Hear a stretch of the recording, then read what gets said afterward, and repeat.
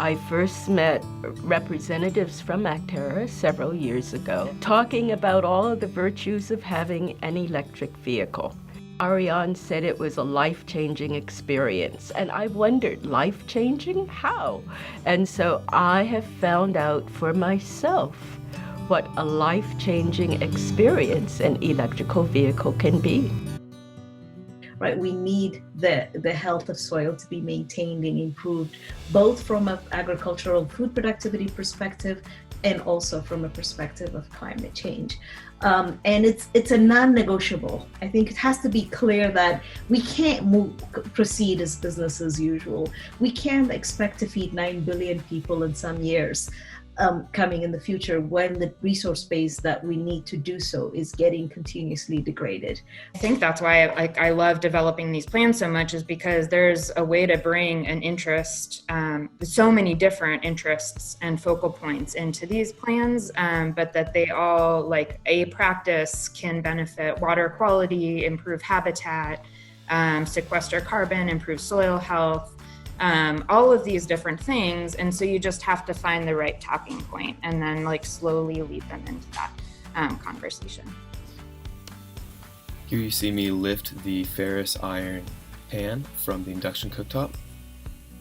I did this because the tofu cooks so quickly and I couldn't keep up with the maintenance of monitoring both cooktops.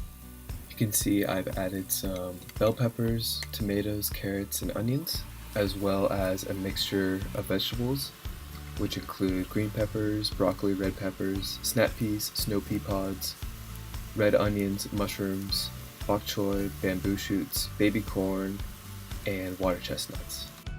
And this is where Fish in the Fields comes in. So we actually take fish from our hatchery and we plant them in these winter flooded fields where they grow naturally on abundant plankton, and until they're harvested in the spring when the fields are drained so they can be prepared for the next rice season, and those fish can be connected with sustainable protein supply chains.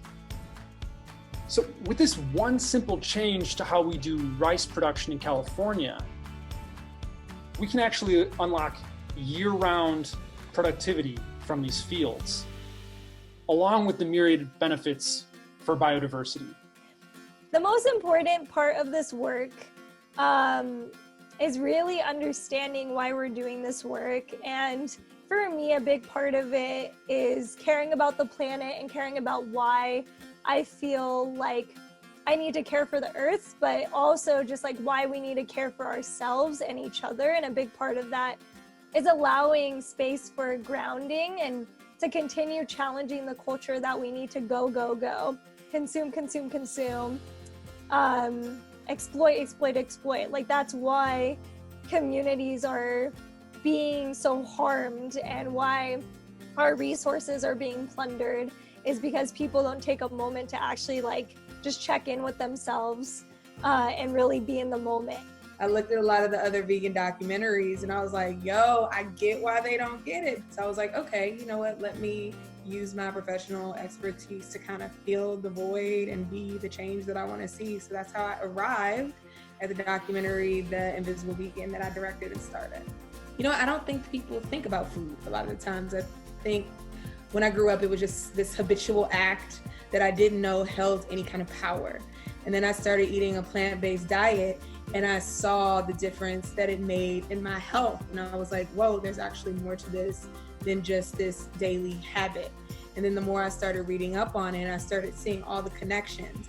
Like, okay, when I eat this piece of beef, I'm contributing to this cruelty. When I eat this piece of pork, I'm contributing to this environmental racism. When I eat this chicken, I'm contributing to global warming.